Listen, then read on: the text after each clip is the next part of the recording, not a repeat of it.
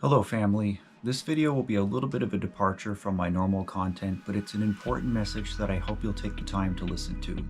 As many of you know, last month YouTube implemented a policy change regarding its age restriction of content and users having to identify themselves as adults. In short, this means that YouTube is now actively reviewing and restricting content that contains sensitive subjects. Videos that have been deemed age-restricted can now only be viewed by users who have signed into a YouTube account and verified their age. While I don't inherently disagree with the principle of this policy update, there are secondary and tertiary effects that I fear YouTube did not take into consideration. For starters, this could be viewed as a form of censorship and is sure to stifle creativity. There are multiple instances of extreme censorship in the media lately, many of which have been fueled by politics. The timing of this change could not have been worse in that regard. With few exceptions, YouTube has been a generally open and accepting platform for its creators. This was a huge proponent to me choosing the platform to begin with. Second, I feel the implementation of this policy was sloppy. As YouTube sees it, you're either an adult or you're not.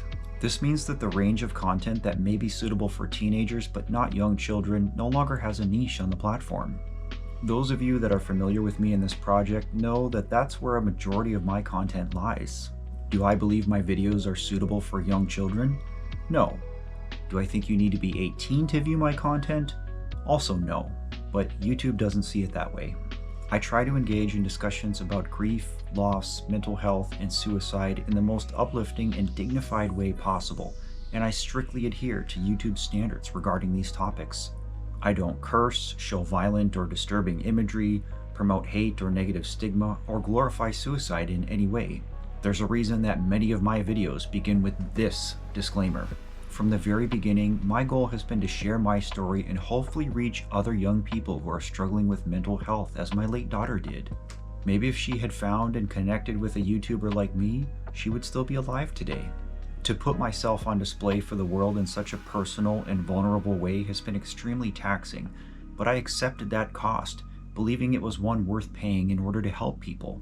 It now feels as though I'm being punished for doing so, just because my content discusses sensitive topics. I am a small creator by virtually every standard. In the 2 years since this channel began, my growth has been slow but steady, thanks in large part to my Amori video. Over the last 18 months, I've gained an average of 50 to 100 new subscribers per day, but that growth has completely stagnated since YouTube's policy change.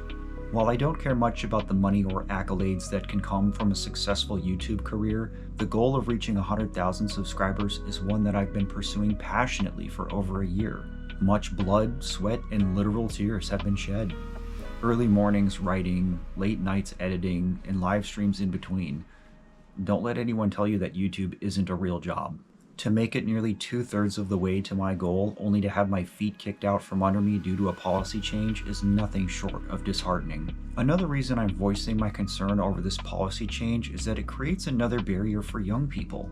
There is already so much stigma surrounding mental health topics in general, and our younger population is the most vulnerable to these issues.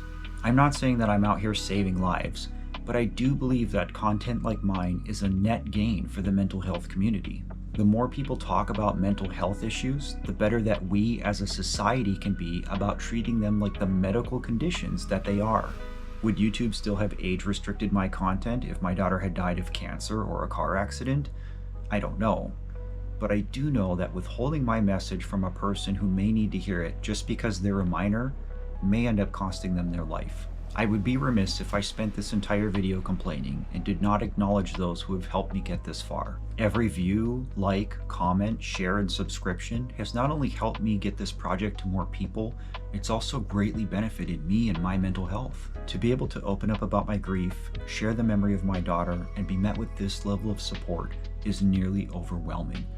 I hope you know how much you've impacted my life. I don't know what the future holds for me and this channel. I'm not saying that I'm quitting YouTube, but I certainly need to take a step back and reassess my strategy moving forward. I cannot afford to continue investing the time and energy into this project if I'm not going to yield some level of success from it. And I know I'm not the only one in this boat. Thousands of other people who rely on YouTube for their livelihood have been impacted. If you're a viewer who wants to continue to support me and the other creators that you love, consider taking a few moments to write your concerns to YouTube directly. The more of us raise our voice in unison, the more we will be heard. And if anyone from the YouTube staff happens to see this, I implore you to please take my message to heart. I sincerely believe that there is a better middle ground between protecting our children and promoting our creators. I love you all so much. As always, please take care, and remember to love yourself.